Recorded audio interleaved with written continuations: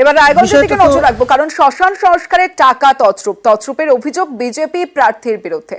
রায়গঞ্জের বিজেপি প্রার্থী মানস ঘোষের বিরুদ্ধে অভিযোগ, তৃণমূলে থাকাকালীন 10 লক্ষ টাকা তছরূপের অভিযোগ। রায়গঞ্জের বাহিনীর টায়ার জ্বালিয়ে বিক্ষোভ স্থানীয়দের।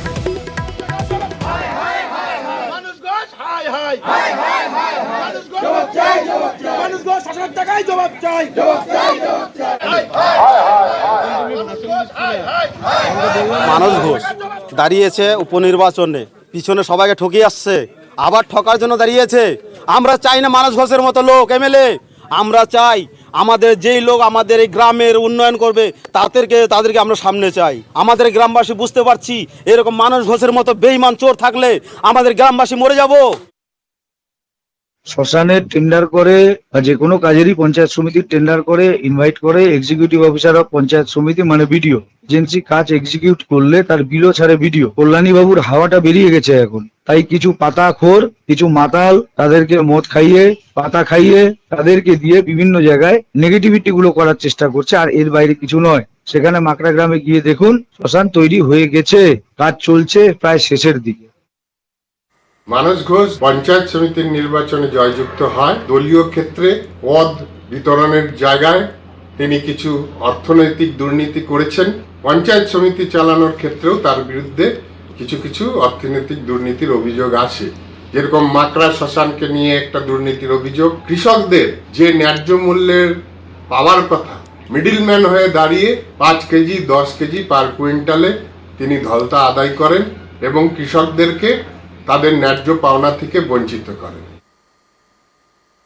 একটা ছবি দেখাই আপনাদের প্রথমে। এই যে জেটি, এই ভাঙা জেটি 1-2 বছর নয়, 6 বছর ধরে ভাঙা জেটি, আর এই জেটি দিয়েই ফেরি চলাচল চলছে, ঝুঁকির যাতায়াত। প্রতিদিন এভাবেই যাতায়াত করেন এখানকার মানুষজন। হিঙ্গলগঞ্জের কুমিরমারিতে ভোগান্তির এক শেষ।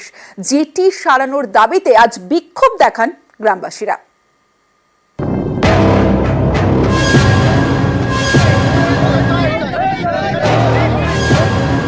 উত্তর 24 পরগনার হিঙ্গলগঞ্জ পাশ দিয়ে বয়ে গেছে ডাসা নদী। এই নদীর ওপারে সন্দেশখালী। এই নদী পেরিয়েই রোজ কয়েক হাজার লোকের যাতায়াত। এখানকার গুরুত্বপূর্ণ কুমিরমারি ফেরিঘাটে জেটি নেই। স্থানীয়দের অভিযোগ, প্রায় 6 বছর আগে জেটি ভেঙে গেছে। তারপর থেকে ঝুঁকি নিয়েই চলছে খেয়া পারাপার। ঝুঁকি নিয়ে পার হতে হয়। আমাদের বাইক তুলতে, সাইকেল তুলতে, বাচ্চা কাচ্চা তুলতে এইসব অসুবিধা হয়, আমরা উঠতে পারি না। পারাপারের সমস্যা, যাতায়াতের সমস্যা আছে, ঘাট নেই, বোট ধরার সমস্যা, আমাদের ওঠার সমস্যা। ঘাট ভালো না হলে কি করে হবে? স্কুল, কলেজ থেকে হাসপাতাল, নানা গুরুত্বপূর্ণ কাজে সন্দেশখালীর বাসিন্দাদের হিঙ্গলগঞ্জ আসতে হয় নদী পেরিয়ে, ঝুঁকি নিয়ে। জেটি না থাকায় নদীর পাড়েই নোঙর করে নৌকো। অভিযোগ, নৌকোয় ওঠানামা করতে গিয়ে মাঝে মধ্যে দুর্ঘটনাও ঘটে। অবিলম্বে জেটি সারানোর দাবিতে পথে স্থানীয়রা। শনিবার কুমিরমারি ফেরিঘাটের সামনে চলে বিক্ষোভ। স্কুলের পারাপারের সমস্যা আছে, রোগী অসুস্থ মানুষ থাকলে মানে অসুবিধা হয় ঘাটের কারণে, বিশেষ করে জেটি ঘাটটার কারণে। এতটাই খারাপ, আজকের 5-7 বছর ধরে হয়ে গেছে জেটি ঘাট ওইভাবে পড়েই আছে। বিক্ষোভ আমরা চালিয়ে যাবো, আমরা আন্দোলন করছি, আন্দোলন চালিয়ে যাবো। গ্রামবাসীদের অভিযোগ, জেটি না থাকায় ভোগান্তি চরমে উঠেছে। জেটি সারানোর দাবিতে বারবার পঞ্চায়েতে জানিয়েও কোনো কাজ হয়নি।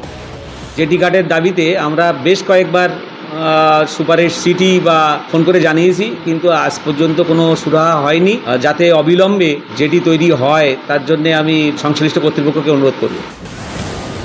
হিঙ্গলগঞ্জ থেকে অনুপম সাহা, নিউজ 18 বাংলা।